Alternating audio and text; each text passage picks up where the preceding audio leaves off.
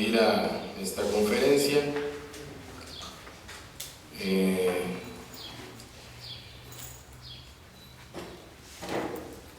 Pues queremos compartir con ustedes parte de la información de lo sucedido en la zona aledaña a la presa del Ángulo. También platicarles sobre un encuentro que tuvimos con la oficial mayor del gobierno del Estado de México, el presidente municipal Raciel Pérez Cruz y Pedro Rodríguez,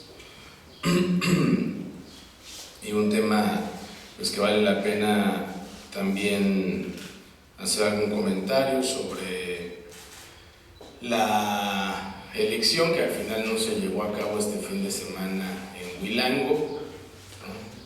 Se pretendía que se llevara a cabo una elección extraordinaria, al final no se va a dar, bueno, no se dio y no se va a dar. Y bueno, pues también hacer algunos comentarios sobre las jornadas por la paz. Entonces, bueno, primero es importante comentar con la población qué es lo que se hace, cuál es el protocolo cuando tenemos una eventualidad en lluvia. Lo primero es se hace un monitoreo de los puntos susceptibles, de las zonas tradicionales de encharcamiento. Nosotros desde el lunes ya pues sabíamos qué es lo que estaba ocurriendo en la presa del Ángulo. De hecho, pues hay varios medios de comunicación que dieron cuenta de la presencia de nuestro equipo ahí. Hay que recordar que es un asunto que se monitorea permanentemente y donde además también tiene presencia en campamento la CAEM. Esto es importante también, hay una presencia ahí siempre de personal de CAEM que está haciendo el monitoreo de este vaso regulador. Bueno, pues ¿qué hicimos? Pues tuvimos, como se sabe, tuvimos una importante lluvia entre las 7:30 y pasada la medianoche, particularmente con una fuerza digamos sobresaliente en Atizapán de Zaragoza, que generó condiciones complejas para nosotros, llegando hasta un 4.7 de altura en la presa. Ese fue el día que incluso se inundó el Palacio Municipal de Atizapán, y esto pues genera una presión importante de descubrimiento hacia nuestro municipio. Hemos hablado mucho ya sobre este tema, pero hay que insistir. Este es un vaso regulador en el que tenemos presencia ambos municipios y por lo tanto nos tenemos que poner de acuerdo con la operación, con el juego de las compuertas, y por el río Chamacueros y todo escurrimiento que se tiene, llega además de agua pues una cantidad muy importante de basura, que sigue siendo nuestro gran enemigo, ¿no? La basura. Nosotros lo llegamos a decir, no hay esfuerzos de desasolve o esfuerzos de maquinaria que alcancen si se mantiene esta condición de basura en la calle. Se inició un proceso de desfogue controlado a través de la compuerta 1 y se tuvo este desfogue. Se instalaron también dos equipos de rebombeo, estos que alcanzan a percibir de color azul. Son dos bombas Thompson, que estas son gestión con la CAEM para pues hacer las labores de bombeo en la zona de Niños Héroes. Al día siguiente, martes, lo que se hizo fue un retiro importante de basura. Teníamos no solo la altura considerable, sino una cantidad muy importante de basura. Cuando se da este proceso en Atizapán de Zaragoza, generalmente Atizapán de Zaragoza al día siguiente no está en ningún convenio ni nada, pero digamos forma parte de la tradición de colaboración entre los municipios. Generalmente al día siguiente manda equipo y personal para ayudar con las labores de retiro de basura en la presa del Ángulo. Esta ocasión no ocurrió. No es desde luego un reclamo, ni mucho menos a nuestro vecino. Simplemente nos comunicamos para ver por qué no estaba llegando lo que tradicionalmente llegaba, y el presidente nos decía: la verdad, no tengo condiciones, estoy en medio de una emergencia, ni tengo equipo, ni tengo personal que podría enviar en este momento. Y entonces pues nos lo echamos solo. Lo que hicimos fue reforzar al equipo del organismo de agua con el equipo de obra y con el equipo de servicios públicos. Entonces a eso también se debía la presencia de nuestros compañeros allá, y ahí estuvieron coadyuvando. Al día siguiente ya también llegó el equipo de Atizapán de Zaragoza, y por cierto, también quiero agradecerle a la Junta de Caminos, que nos envió unos volteos, que era lo que nos estaba faltando. Ya teníamos ahí las retros, pero nos faltaban unos volteos, y pues también se dio atención a encostalamientos y a la tubería rota con el desfogue. Esto del tubo roto no es la primera vez que sucede, es un tubo de concreto, ya habíamos tenido en algunos otros momentos estas condiciones. Y el miércoles pues ya estaban a todo lo que daban los trabajos de limpieza de las viviendas, el lavado y desinfección de cisternas, desasolve de líneas de drenaje, dotación de agua potable. El jueves estuvimos nosotros por allá también en un recorrido en Ejidal San Isidro. Estuvimos supervisando la dotación de agua, la limpieza de registros y de líneas de drenaje. ¿Qué tenemos, digamos, datos que podemos compartir? 100 metros cúbicos de basura retirados, más 20,000 metros de asolve que también habíamos retirado de manera previa, más de 2,000 costales entregados, limpieza de 20 viviendas y cisternas, desasolve en 17 calles, 33 pozos de visita, 8 rejillas y 1,873 metros de tubería, 80,000 litros de agua potable entregados a 40 viviendas. Entonces eso es lo que nosotros tenemos. Hay todavía algunas cosas en las que estamos apoyando, y bueno, tenemos un pequeño video para compartir con ustedes y con la población sobre los trabajos que se han estado realizando. Adelante.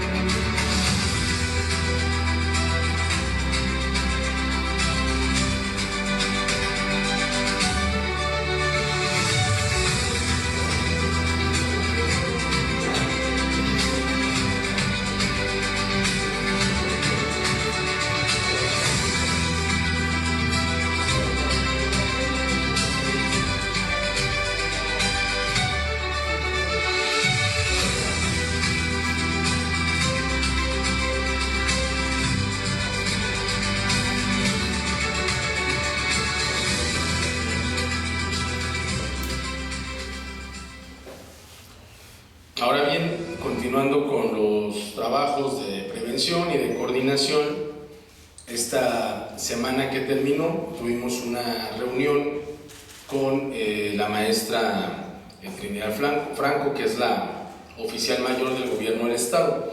Hay que recordar que tenemos en el Estado de México distintas regiones, con distintas también finalidades. Hay regiones hacendarias, hay regiones en materia agrícola, y hay una división de responsabilidad política que en el caso de la región 9, que es Atizapán de Zaragoza, Tlalnepantla y Cuautitlán Izcalli, esa región está bajo la responsabilidad y coordinación de la oficial mayor Trinidad Franco. A eso se debió esta reunión. Nos plantearon ser sede de la misma y pues para nosotros claro que es un honor y claro que aceptamos. Entonces estuvo aquí la oficial mayor, el presidente municipal de Tlalnepantla y el presidente municipal de Atizapán de Zaragoza. ¿Cuáles, digamos, cuáles pueden ser los avances de esto? Primero, pues intercambiamos con la maestra Trinidad qué se requiere en términos de maquinaria para enfrentar este proceso. Si bien es cierto que se requieren los Bactors, también es una realidad de que el Bactor, si bien es un insumo muy versátil, también lo que se requieren son rebombeos para desfogar de manera más ágil en los cárcamos. Entonces hizo un listado. Primero hubo una consulta muy generosa de la maestra si haríamos este listado, digamos, por los 3 municipios. Coincidíamos los 3 presidentes que pues, no, que lo mejor es cada quien hacer su listado, porque hay pues, condiciones específicas para cada municipio, y la maestra pues, accedió a que fuera de esta manera. Y también se habló de la necesidad de lo que se identifica como la solución de fondo para este asunto, que es la construcción del colector Quetzal.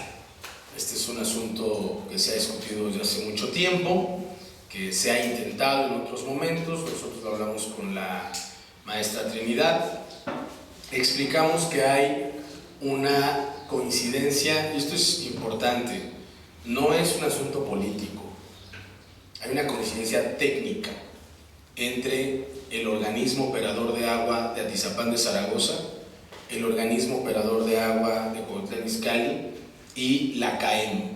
O sea, hay una coincidencia técnica de que es la única manera de resolver este asunto, que implica pues, conectarnos al emisor poniente, ¿no? Porque hay que, insisto, hay que también hacer memoria. Esta dificultad de este vaso regulador se empieza a tener, si de por sí ya sufría una fuerte presión en términos del desarrollo urbano, se empieza a tener cuando se pierden amplias porciones de territorio que se utilizaban para el desfogue de la presa. Se permite la privatización, se permite la construcción de bodegas, de patios de encierro de trailers, y eso hace que el desfogue empiece a afectar a las comunidades. Entonces, ese pequeño ahora vaso regulador no tiene condiciones de ser la solución y enfrentará siempre cada año una presión a los habitantes. Por eso la necesidad de la construcción de este colector y de su conexión al emisor. Es lo que técnicamente todos hemos coincidido. ¿De qué tamaño es una obra de estas características? Estamos hablando en su momento cotizada en aproximadamente 150 millones de pesos en el proyecto diseñado en CAEM. Como pues hace poco todavía estábamos en discusiones presupuestales, me puse de acuerdo con el presidente municipal de Atizapán de Zaragoza, y nosotros sostenemos que haciendo importantes esfuerzos entre ambos municipios podríamos tener condiciones de aportar 60 millones a esta importante obra. Es decir, parecieran 150 millones, digamos una cantidad muy importante, considerable, pero cuando ya lo ponemos en, a ver, somos 2 municipalidades, la CAEM y la CONAGUA, pues ya suena muy alcanzable la posibilidad en términos financieros de realizarlo. Nosotros lo decíamos, no pretendemos que se ponga todo, sino somos conscientes de que como municipios también tenemos que hacer un esfuerzo importante para este tipo de obras. Y pues la verdad, agradecerle mucho al presidente de Atizapán, pero también a la maestra Trinidad, que palabras más, palabras menos, y espero ser lo más fiel a su dicho, dijo: me lo llevo como una tarea personal, algo que asumo yo para ayudarles a resolver el conseguir estos recursos que hacen falta. Entonces, bueno, pues por supuesto que le agradecemos mucho a la representante de la gobernadora, porque es en la calidad también de lo que acude la maestra Trinidad, en calidad de representante de la gobernadora. Pues le agradecemos mucho y vamos a estar pendientes y empujando este tema, que es una obra que puede durar más o menos un año y medio en su construcción, pero que terminaría siendo la solución definitiva a este.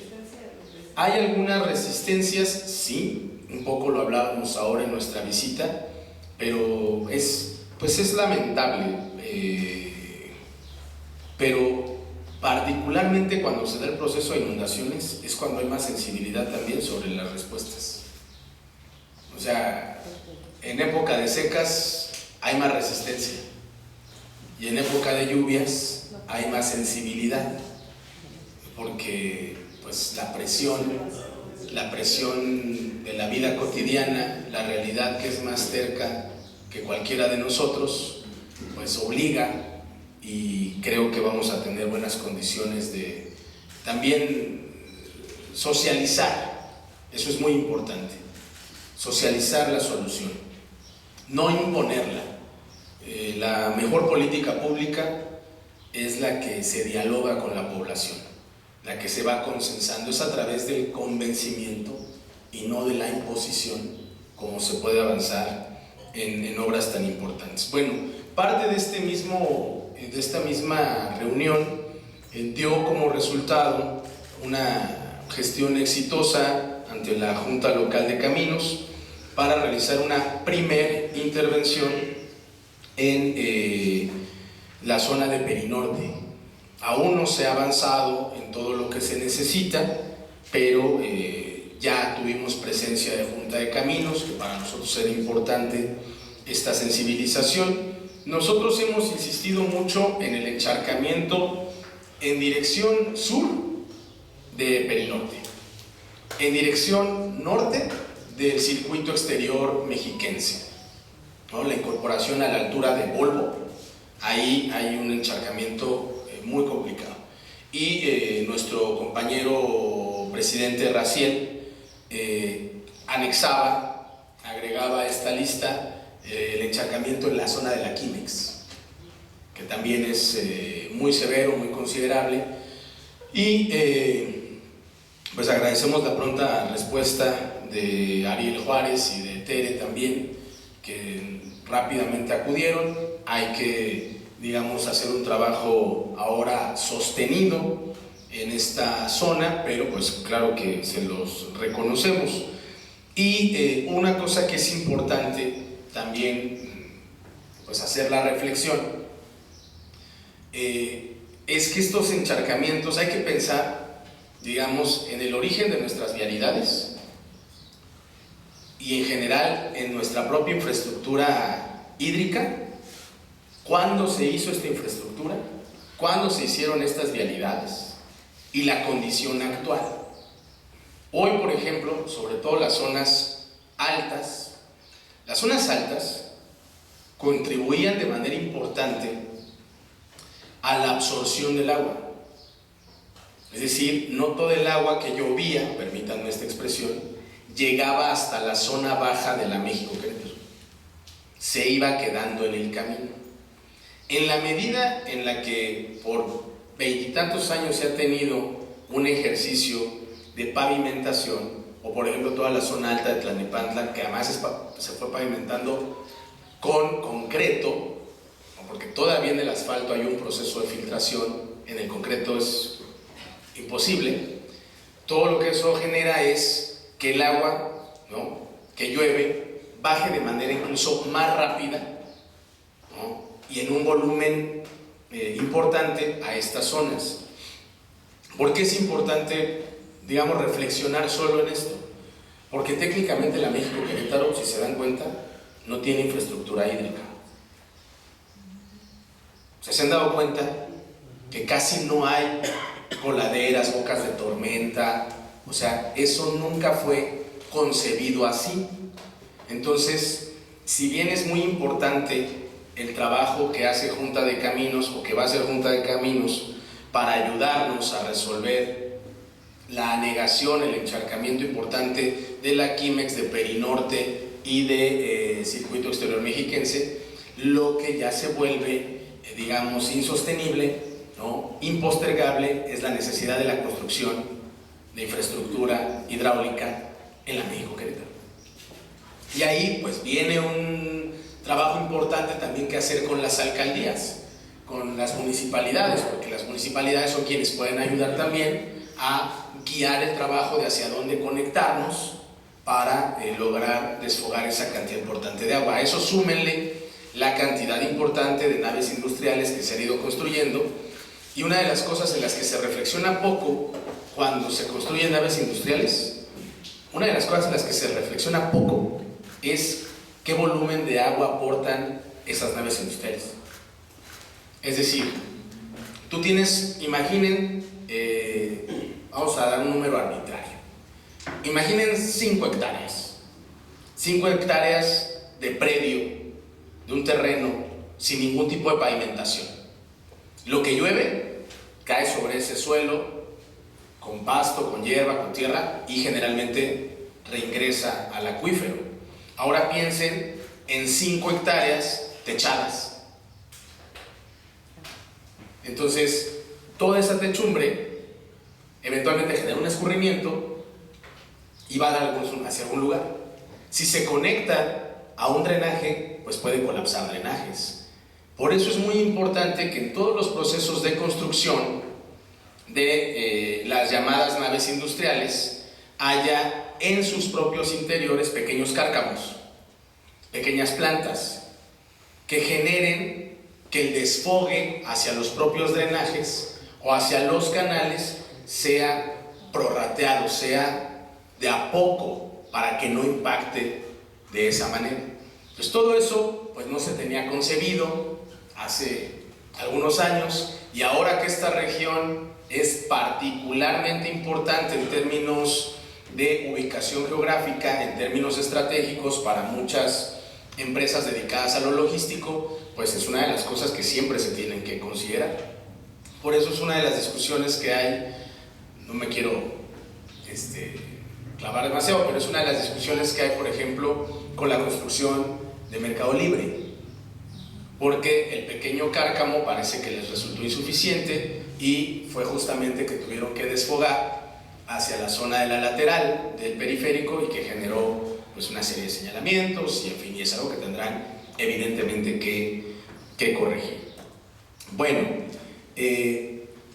ahora sobre otro tema que era importante también transmitir a todas y a todos ustedes,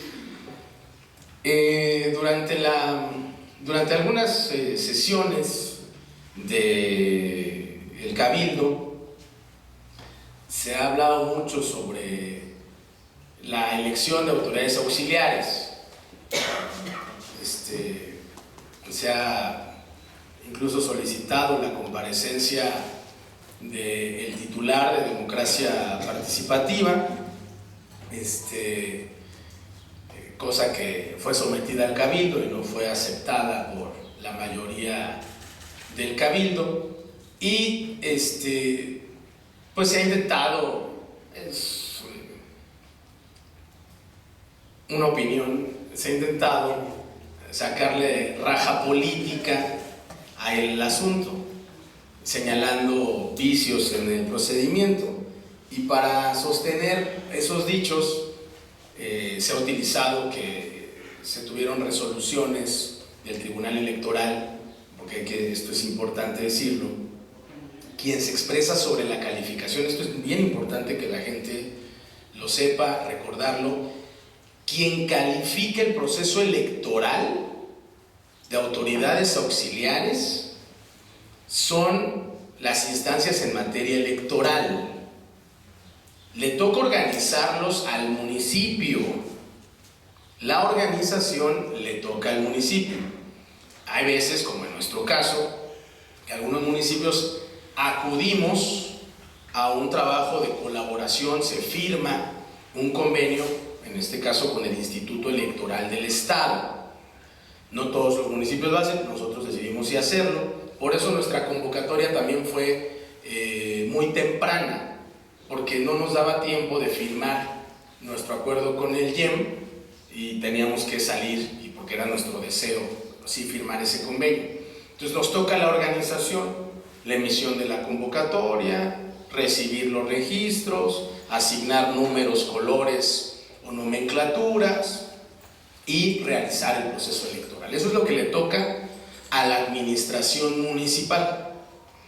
Una vez que eso ocurre, si alguna ciudadana, ciudadano interesado por formar parte de estas autoridades auxiliares decide impugnar el proceso o el resultado, puede acudir al municipio y el municipio le da trámite, es decir, solamente cumple las funciones de mandárselo a la autoridad electoral, o puede acudir directo a la autoridad electoral, que es lo que ocurrió en los casos de Cofradía y de Huilango.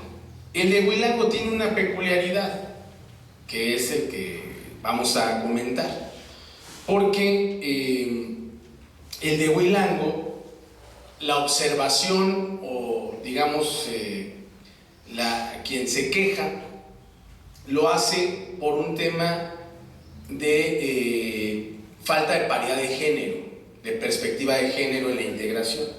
Ahora bien, este ejercicio paritario se supervisa, toda la integración de las planillas se supervisa.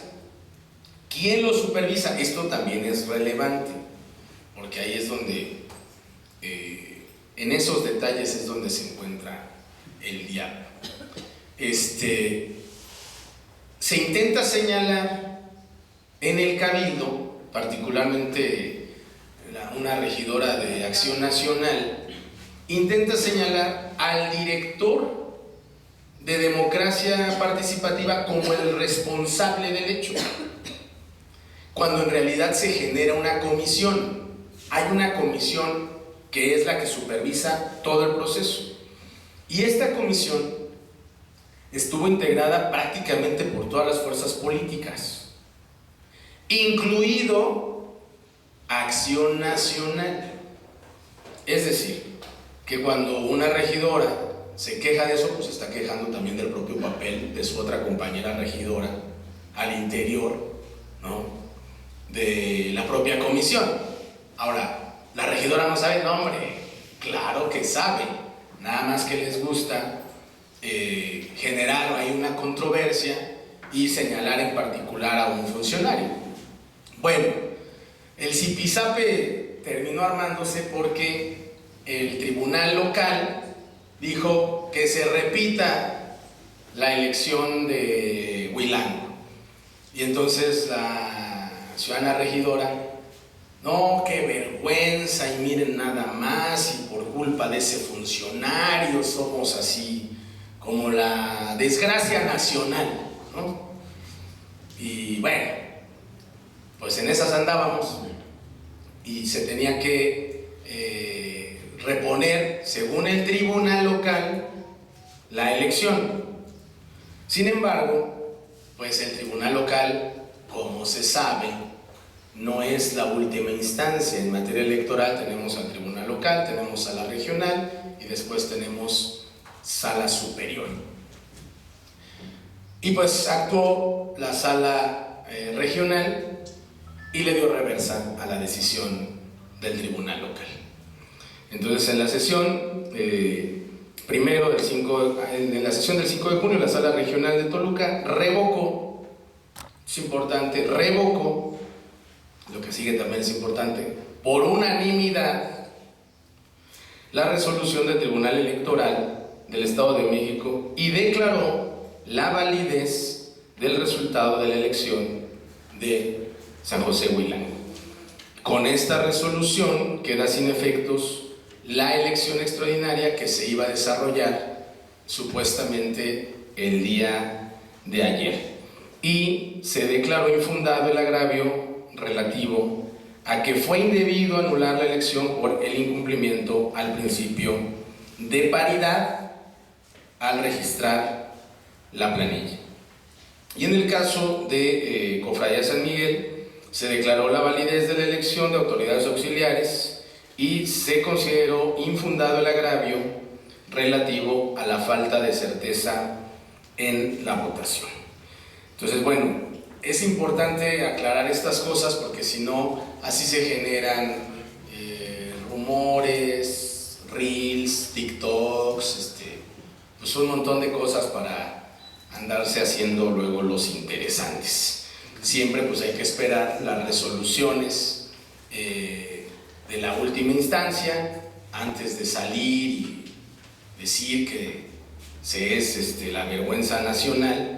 Pues primero hay que esperar toda la ruta impugnativa, la resolución final, y pues esto quiere decir que nosotros ya estamos en cumplimiento de nuestro 100%, o sea, es un proceso que se va limpio, ¿no? Que si bien dos asuntos terminaron en el tribunal, la resolución del tribunal es exacta, digamos, al dictamen original generado por la comisión, donde también participaba Acción Nacional, es decir, la regidora que participa en la comisión, Sandy Chaparro, que siempre además ha estado muy pendiente, hay que decirlo, trabajo en mi opinión igual que el del resto de las y los integrantes, es un trabajo profesional, y pues ella también formó parte, estuvo de acuerdo con el dictamen que originalmente emitió la comisión sobre la elección, y pues lo que queda, digamos, firme es el dictamen original, o sea, el dictamen que validaba Huilango y que validaba Cofradía. Entonces, bueno, pero era importante informarlo a la población. Bueno, también queremos informar sobre las jornadas por la paz, esta política que ha planteado el gobierno federal, que es importante decirlo, es una iniciativa del gobierno de la República que busca incidir en las causas de la violencia, así como el trabajo cotidiano en materia de seguridad, pues también se tiene que hacer cargo de los efectos, es decir, de los delitos, del combate a los mismos, de la prevención de los mismos desde la perspectiva de la seguridad pública. Estas jornadas en particular buscan seguir poniendo el énfasis en el origen, en la causa. Yo lo decía ahora que estuvimos en Hacienda del Parque, yo lo decía, no tiene tanto tiempo, de repente nos parece que fue hace mucho, pero no tiene tanto tiempo que en nuestro país a las y a los jóvenes se les decía ninis, que ni trabajaban ni estudiaban, como si fuera un deseo de un joven o de una joven no trabajar o no estudiar, cuando en realidad se les cerró el paso, se dejaron de construir universidades, se canceló la posibilidad del incremento a las matrículas, incluso los llamados exámenes de admisión se decía que no eran aptos, cuando en realidad lo que no había era lugares.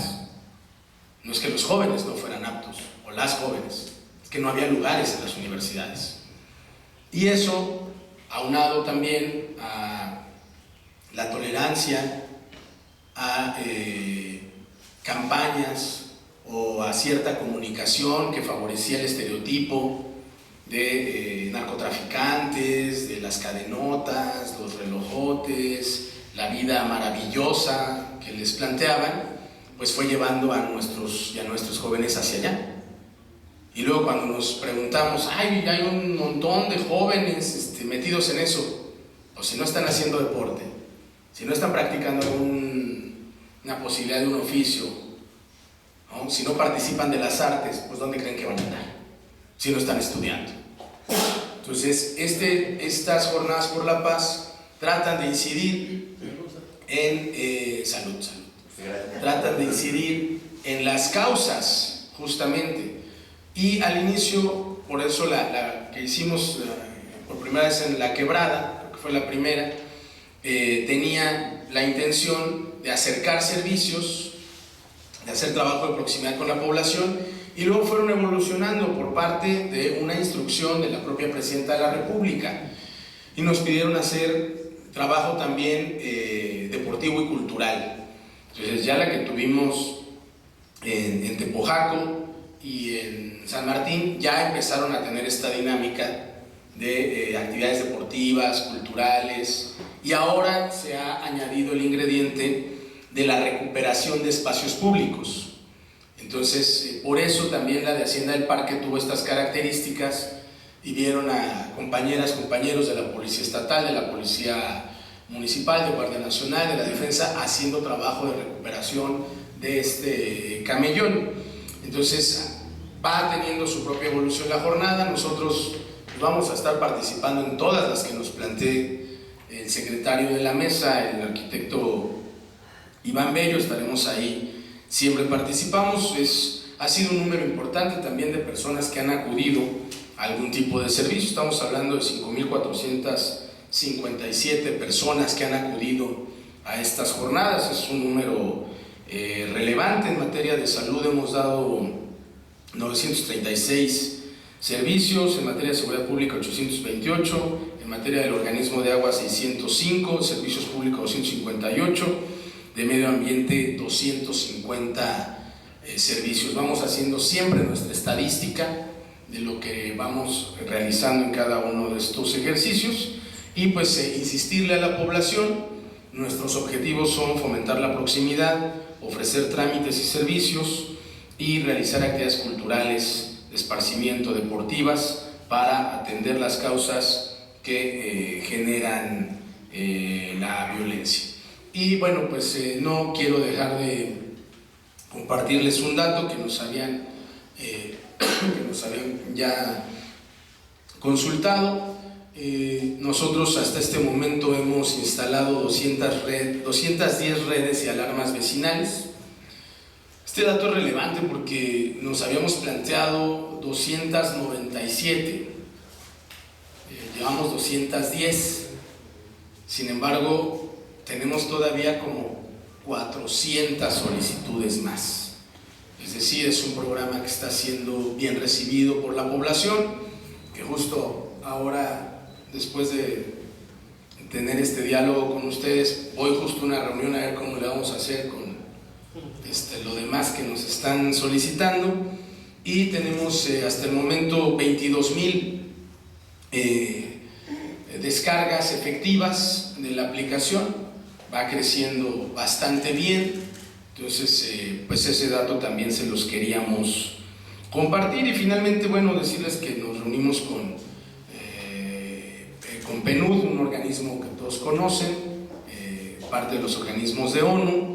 Estuvo aquí con nosotros Cintia Martínez Domínguez, oficial nacional de la Unidad de Desarrollo Social y Económico, y Fernando Camacho Rico, oficial de Ambiente, Energía y Resiliencia. Entonces, estamos trabajando con ellos algunos proyectos para, como se sabe, estos organismos internacionales tienes la posibilidad, si se trabaja adecuadamente los proyectos, también de obtener recursos para la implementación de estos proyectos en beneficio de nuestra población. Pues eso es lo que quería comentarles el día de hoy, y